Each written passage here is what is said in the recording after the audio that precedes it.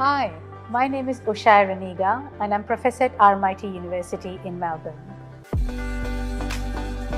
I'm going to be talking to you about sustainability in the built environment.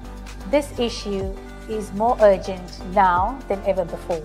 We've had international programs and agreements such as COP26 that have discussed about the importance of climate and a future for all of us, particularly the younger generations who are going to be the decision makers of tomorrow. So what is sustainability? Sustainability essentially means protecting our planet. It means that we need to think about not just what is going on in the planet now, but how are we going to keep our planet for next generations of people living on this world, to be able to get resources, to be able to get water, to be able to get food, to be able to have a lifestyle that is very similar to what we have today. And I think it's pertinent to say that COP26 has shown that it is not possible for one part of the world, i.e. the people with money, the developed world, have got access to technology, have got access to materials, have got access to resources, while leaving behind the developing world.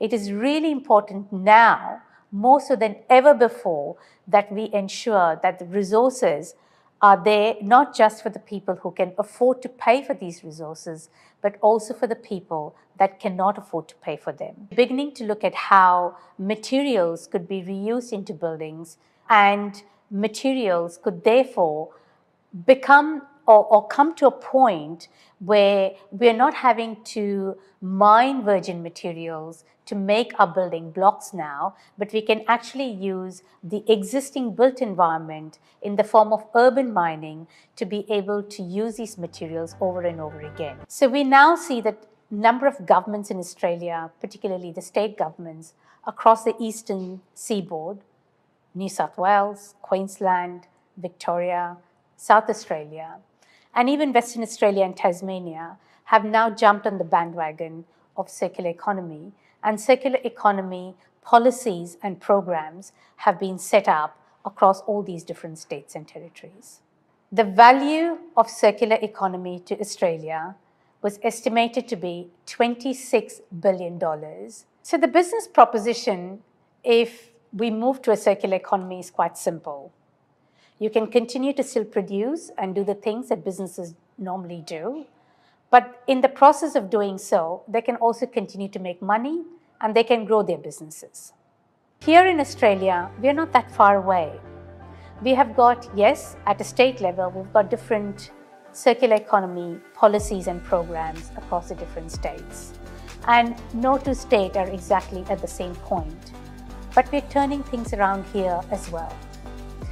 For instance, in Victoria, in 2019, there was an issues paper on circular economy, and in 2020, the new plan of action came into effect.